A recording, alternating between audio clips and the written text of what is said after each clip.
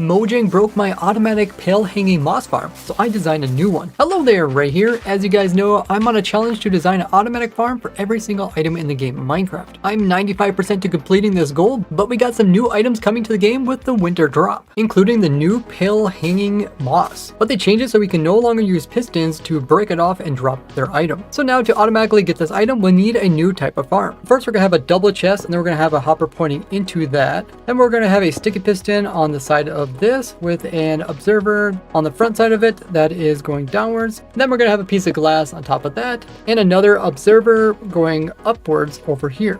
Now we're going to have a dispenser that's on top of this block here. We're going to have a solid block over here. Then we're going to place a block over top of this hopper like so. And this is where we're going to have the pale hanging moss attached to from underneath. You can originally get this from a pale garden biome or by buying a pale oak sapling from a wandering trader. And then when you bone mill them up, you'll get a tree that will also produce some of this pale hanging moss. Then we're going to place some blocks back here as well as blocks on this side over here. And lastly, we're going to place a block here. Just make sure that you can still access the chest. Now you can come into your dispenser and fill it up with bone meal. And if you want extra storage, you can place in a hopper going into that, and then a double chest on top where you can put in as much bone meal as you want. You can also hook this up to an automatic bone meal farm like I have right here, so you can have infinite source of bone meal. Now to run the farm, we just put a lever on this piston here, and then when we power it, this is going to connect the two observers together, making a clock which is going to go up and power the block beside this dispenser, which is going to shoot out bone meal onto this top hanging moss, and that's going to grow in a second one underneath. Now all you need is a tool with silk touch enchantment on it or a normal shears,